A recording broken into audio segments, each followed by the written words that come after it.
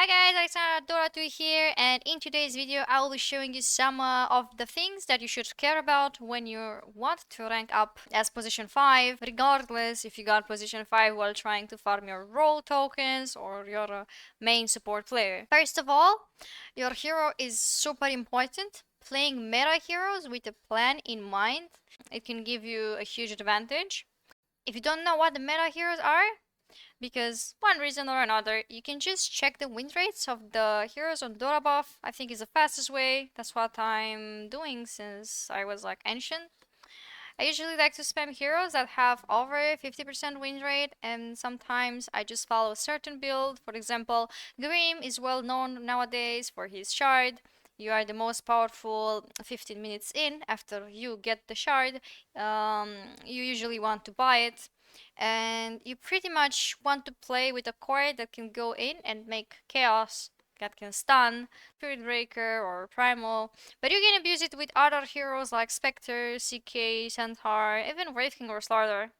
Other times I just create my own plan or my own item build, but in general, shards and eggs are very strong timings for most of the support heroes, and that's where you want to get. Like maybe there are games where, for example, there's a Slark in the enemy team, and Slark got a lot of kills, and like you're gonna die if he jumps on you, like you can get his axe yet, but like if you get your 4 staff first, you can fight him in fights if he jumps on you, or you can help your teammates, and that can help you delay a fight. Not that can help you.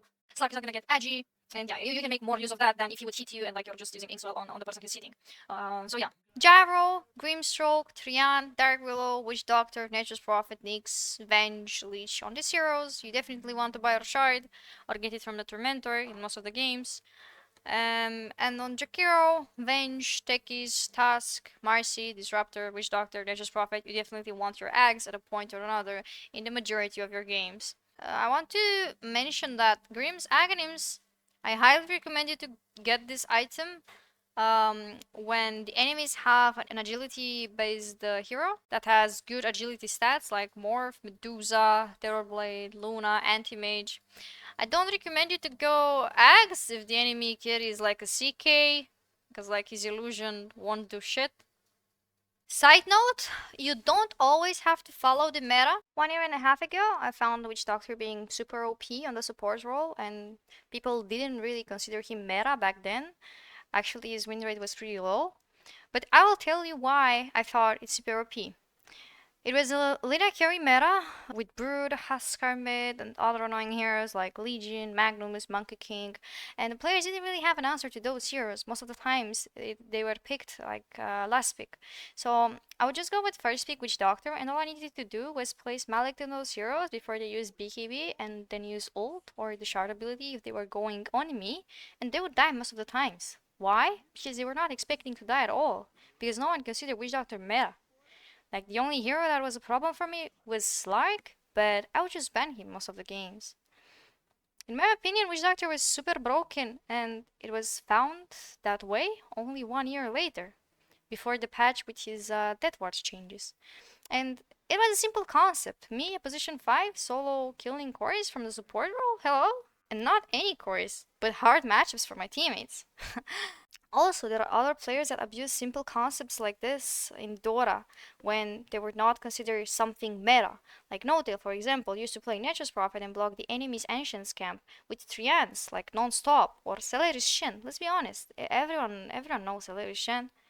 I don't have anything to say about it. So, you don't always have to follow the meta. You can create it as well, but that takes time, dedication, and love for the game. To sum it up, there might be heroes out there with some mechanics that are not considered part of the meta in this moment, but if you can find them and you're good at using them, you can gain a lot of MMR because people don't expect it, and most of the time, it is going to be hard for them to adapt in time and come with a counter strategy.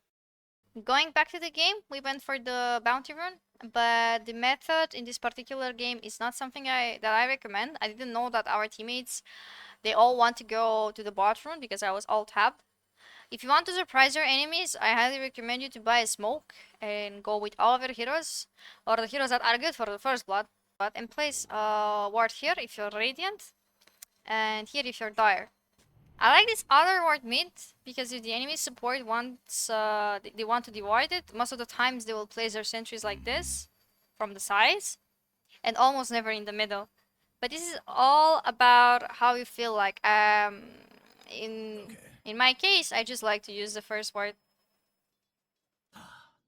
things deserve an audience. The battle begins. Well, now. My time.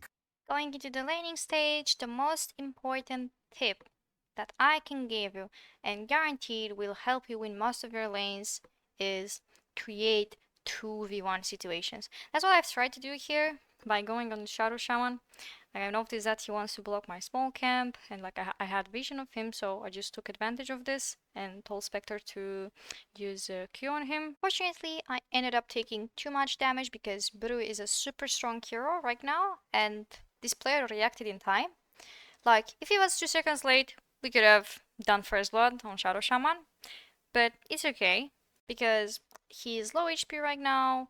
He has more base damage than I have, so that means he's not gonna be able to right click Spectre as he probably wanted to at the beginning of this game. I have cropped earlier at the 0:58 minute mark to show you that I blocked his camp at that time and not at the beginning of the game or before that because he didn't have time to react to it. And blocking the enemy hard camp is super important because they cannot pull the creep wave there. That means they're not gonna be able to deny creeps. And in general, if you want to win your lanes, you need to prevent them from denying creeps either by right click, either by pulling. Also, you want to help your carry secure as many last hits as possible. If you can do so, it is gonna be great for him. Another thing that I want to share with you that worked in my games is that if the enemies have a significantly better lane than yours and you feel that they can kill you at any time and it's really hard to win. For example, you have PA position 1 and you are Witch Doctor position 5 and you are against Centaur 3 plus Pugna 4.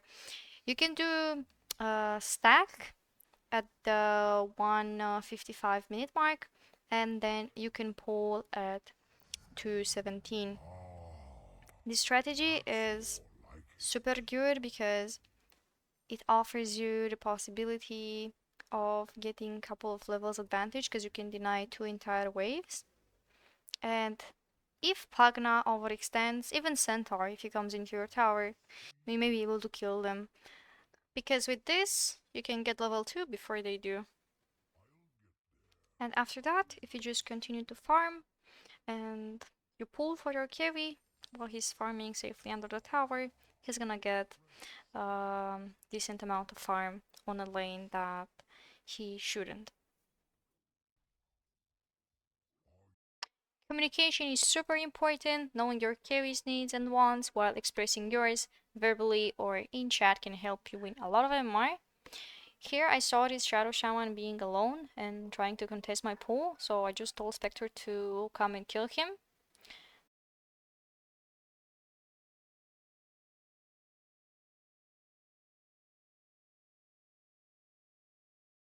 I know there are many people whose behavior score is too low and that makes it a bit harder to do so, but while I was muted or my behavior score was too low to use mic, I just configured my chat wheels and choose lines that I predicted I would use in my games because they are important, because that's how I like to play Dota, and I recommend you to do the same if you are in this situation.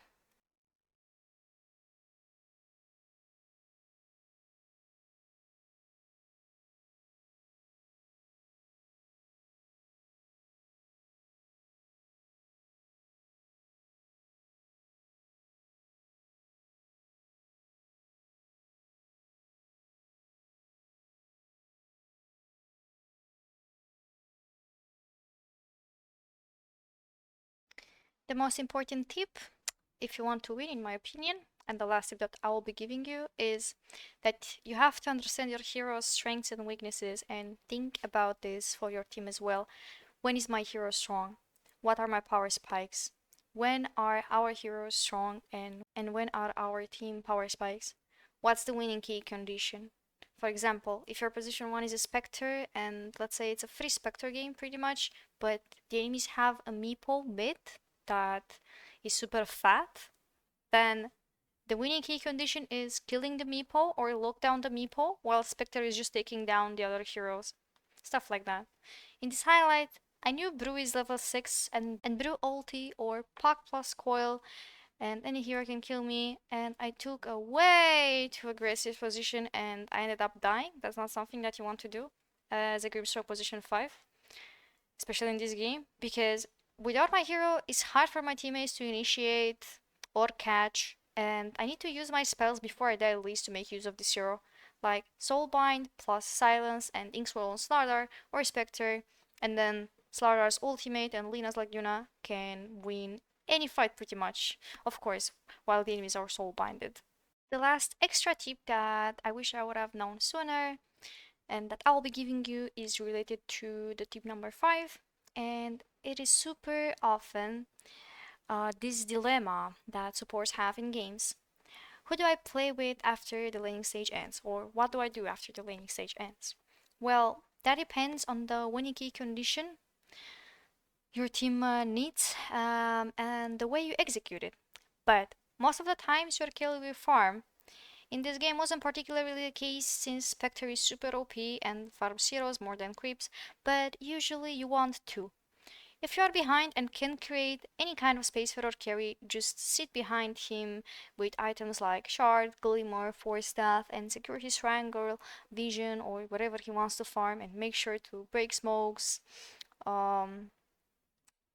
In a word, to protect him so that he can get to his timings and join fights, and hopefully after that you'll be getting Roche and be able to push high ground.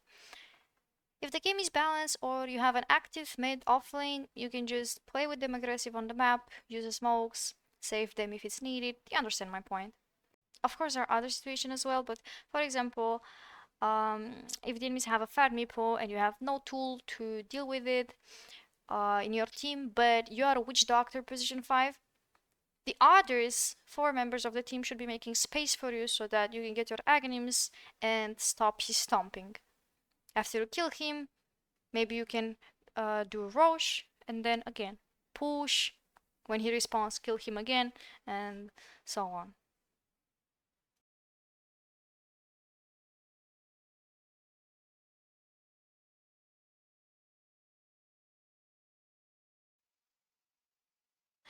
If you got until here, I need to thank you. Hope you enjoyed. And if you did, please consider subscribing to my YouTube channel and liking this video.